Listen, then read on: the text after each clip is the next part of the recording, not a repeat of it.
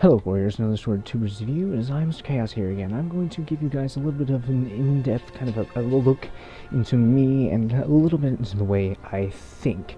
I recently watched a movie called Lucy, in which this girl unlocked the capability to control 100% of her mind. And spoiler alert, oh, that's not appropriate. When she did this, she was able to basically fuse herself with the universe itself. And I found this interesting. It kind of gave me thought. I was thinking about telekinesis and the way like telekinesis and telepathy could work. My original thought was something around the line of wormholes. I'm sure we all know what wormholes are, but the way this relates is telekinesis, in my opinion, originally, wouldn't it be the you moving things with your brain? It would be the ability of you being able to drop your physical capabilities of manipulating things into yet another dimension, allowing you to create a path between whatever you're using with whatever you're looking at or trying to do things with. You can do the same thing with telepathy by literally connecting the neurons in your brain with another person's neurons in their own brain by, like I said, dropping your neurons or your connections, these kinds of links in between dimensions with these other people's brains. Therefore, you're able to literally communicate and pass neurons from one person to the other, thus allowing you to be able to read and sometimes manipulate and control other people's brains and or actions and or things like that. Similar with telekinesis would simply be you dropping your ability to just move things, which is, it's really confusing when you first think about it, but to lift and move things upwards and around and all sorts of crap like that. But then I got to thinking a little bit, and I had a very in-depth discussion with a few people about things like this, and then I'm actually very religious, just in case you didn't know, and I was thinking about like how things would be able to do things in general, and I got to thinking about like a god, in my opinion, like how he would be able to do things. I've had many theories about how these things came to be, that God simply willed into existence, is what a lot of people say, that it just happened. Well, I think you can attribute modern science and the way things are created in the forms of things God could be able to do, and things like this would happen. Simply, basically, a being being able to control anything. I mean, just, I'm gonna show you guys a picture of a star cluster that exists called the Pillars of Creation. I just think this looks like a giant hand, personally. It's a nice joke that he put into the universe for us, or whatever. I mean, look at how amazing this is. That's besides the point. The fact that he could will millions of pieces of matter into existence at once and be able to manipulate them. Then I got to thinking, exactly how would he be able to manipulate them exactly? And then I came to the conclusion of the Higgs boson particle and or field, which the Higgs boson is simply theorized, and from what I've gotten, the thing that gives things mass and or the lack thereof, which, if you think about it, some intellectual interdimensional being would be able to use these fields to manipulate mass. So once the universe was created or made, there could be some kind of electronic link between all these that just makes some kind of massive, humongous intelligence that literally spans the universe. And being able to span the entire universe could also be able to control Higgs bosons, and in the same process be able to manipulate mass itself and matter in a similar way. In my new one of my new theories of telekinesis could possibly work. Something like this could happen, and you could will together atoms and mass to make the primordial soup that we all think has become like the beginning of the universe itself, where we believe that these first nanoparticles, the first cells of life, could have been created, these microorganisms that have generated into what we are today as human beings ourselves, amazing compact machines and living beings as a whole. The fact that we can think defies all physics of how it could have been created in the first place, which is another reason that brings me to think that there is some kind of process behind this. There's some kind of person entity being that had to have made this. It's just impossible to think that something so beautiful, get the innuendo, could have been created from literally nothing, stardust, pieces of just mass floating around in space. Just the beings created. I don't forgot where I was going with this. Primordial soup. Yes, yeah. That somebody would be able to make this. The fact of using Higgs bosons from small particles like this to morph them together and to literally alter DNA to be able to make paths and trees and bushels, whatever you want to do. If you want to go by the tree of evolution, or if you want to go by a new theory called the creation orchard. Either one works just fine if you want to take a look at how this could possibly work. But two different, completely different theories on literally life, the universe, and everything, which, by the way, is not actually 42. Here we have an image, pretty small, sorry about that, of how an evolutionary tree could work, how it starts off with some microorganism that involves in everything that we have today, whereas the creation orchard takes into consideration that, I hate those birds, consideration that, yes, while we are very alike in many ways, some of these things are just too impossibly different to have come from the same kind of an object. This is a bad example because a lot of these share similar bone structures, but this is what the creation orchard, that's actually a bigger picture because of the way this is, could have possibly worked. This is an evolution tree, whereas an orchard would be springing up from multiple different areas.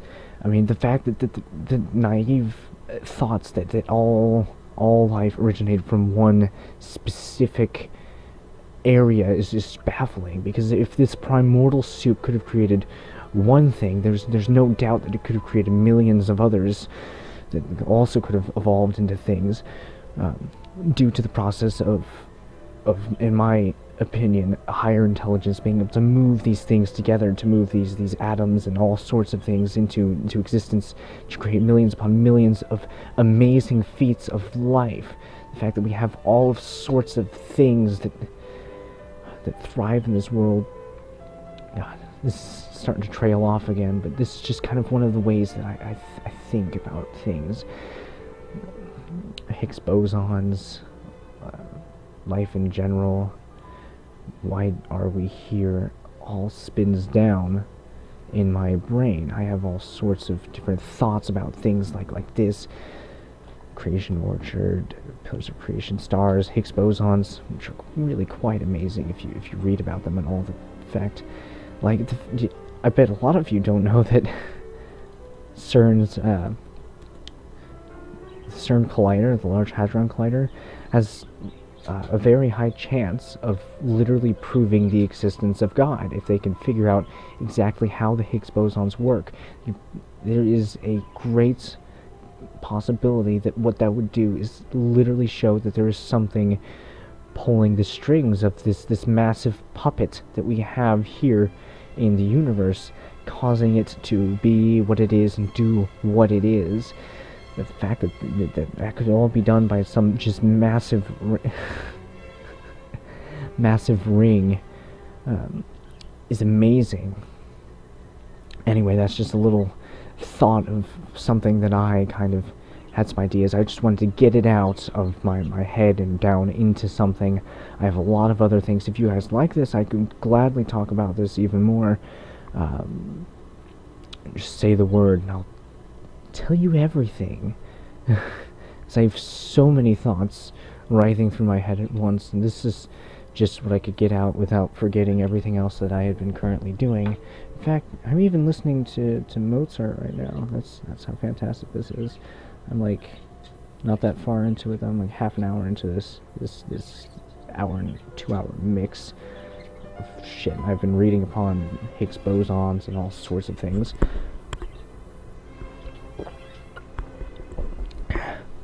And how all this shit could work, and oh god, it's fascinating. I also strongly suggest that all of you do this. All of you now also, if you think about it, the prime ages and times of being able to learn are from 0 to 3, ages 0 to 3 when you're first born, because that's when your mind is first absorbing all of this and this knowledge of literally everything that you need to survive is all developed fairly early. However, there is 2 stages of significant learning of optimal ages of adaptation, and the second stage is, in fact, as soon as you reach the age of 13, all the way to the age of 18. It's one of the reasons why the teens are teens. Is they're maybe not. I don't know. That is pretty much the area in which your second phase of optimal learning is, because that's when you're transitioning from learning simply how to do things to why you do things. All this things, all of you people who are in your teens and doing all this stuff, now is your chance to be able to set up your brain for the future. I strongly recommend doing brain training and things like that, because you could be the next generation of absolute geniuses simply if you just trained your brain to be able to get all that knowledge out there. I mean, just look at all of the shit that you can learn about. You could be doing this. You could be the next CERN Hadron Collider CEO or creator of the Burn Hadron Collider. You are the generation of heroes. All you have to do is try. All you have to do is work yourself. A lot of the teen kind of outlook on things is, what is the least that I can do? What's in it for me? Some of you might recognize this. What's in it for me, and what is the absolute least I can do? You can't think like that. You have to prepare yourself to be able to think like that in the future. Yes, it's okay, but only once you've gone through your life and your major learning phases. And right now is the time to do that. You have to optimize yourself. God, what is this? Time is running out, I have to say, for all of you. Some people have already missed their chances, sad enough to say, to be able to participate in this, but I don't want any of you to miss that chance, that the leap in life and technology that you have to be able to literally become the next generation of scientists, of everything, of anything. You are the future. What we learn today is what we develop tomorrow. Be the learners or the developers, no matter what it is, do something important.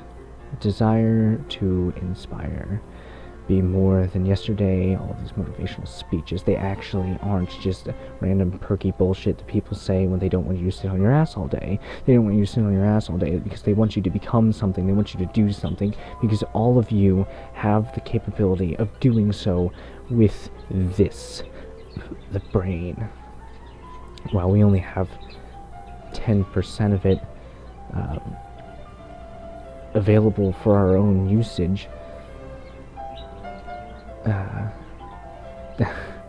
there's still so much that we could do if you could simply just unlock the brain. They've proven that simple brain training has allowed people in their 60s to be able to increase their own cognitive skills up to 20 to 30%, which is amazing. They're already in their 60s past these stages. Just imagine what you kids and what you guys could do with your own brains in your optimal stages of development as we speak. This is your chance to do something, your chance to be the world. Be the world. Be what you need to be. You are the heroes of the future. And with that, I leave you with... oh, not that. I leave you with a very attractive picture of Scarlett Johansson holding a gun. Enjoy your night. Enjoy your future. And or morning, if it's morning for you. Be the next everything. It is your chance to make not a difference, but the difference in the world. All you have to do is try. It's actually not that attractive. She looks kind of scary. This, however, this is very attractive. Take a gander. And time's up.